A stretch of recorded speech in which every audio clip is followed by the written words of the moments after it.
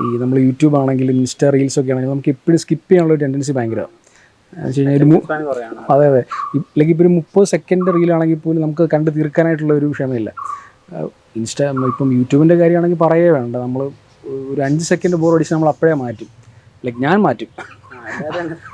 അപ്പോൾ ഞാൻ അതുകൊണ്ട് പറയുന്നതാണ്. അപ്പം ട്രെയിലർ ചെയ്യുമ്പോൾ എപ്പോഴും ഒരു പ്രേക്ഷകൻ്റെ ഒരു പെർസ്പെക്റ്റീവ് നിന്ന് ചിന്തിക്കുമ്പം ഞാൻ ചിന്തിക്കുന്ന ഫാക്ടർ എന്ന് വെച്ചാൽ ഈ ഒരു 5-10 സെക്കൻഡേ ഉള്ളൂ എനിക്ക്, അതിനുള്ളിൽ പ്രേക്ഷകനെ നമ്മൾ ഹുക്ക് ചെയ്യണം.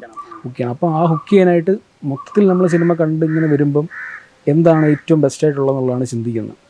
അപ്പം മോഹിനിയാട്ടത്തിൻ്റെ കാര്യത്തിൽ ദൃശ്യം ഓൾമോസ്റ്റ് എല്ലാവരും കണ്ടിട്ടുള്ള സിനിമയാണ്. അപ്പോൾ അതിൻ്റെ ഒരു സാധനം ഇട്ട് കഴിഞ്ഞാൽ ഉറപ്പായിട്ട് ഹുക്കാവും എന്നുള്ളൊരു സാധനമുണ്ട്. അത് മാത്രമല്ല, ഇപ്പം നമ്മൾ അതിൻ്റെ ട്രെയിലർ നോക്കിക്കഴിഞ്ഞാൽ സ്റ്റാർട്ട് ടു എൻഡ് ഉണ്ട്. അത് സ്റ്റാർട്ടിലും ഉണ്ട്, ഇടയ്ക്കും ഉണ്ട്, എൻഡിങ്ങിലും ഉണ്ട്. അപ്പോൾ അത് മൊത്തത്തിൽ ഭയങ്കര രസമായിട്ട് വന്നിട്ടുള്ള ഒരു പരിപാടിയാണ്. അപ്പം അത് മാത്രമല്ല, ആ ഒരു നറേഷനിൽ നമ്മൾ കുറേ ഷോർട്സ് വെച്ചിട്ട് നമുക്ക് മാനിപ്പുലേറ്റ് ചെയ്യാൻ പറ്റും.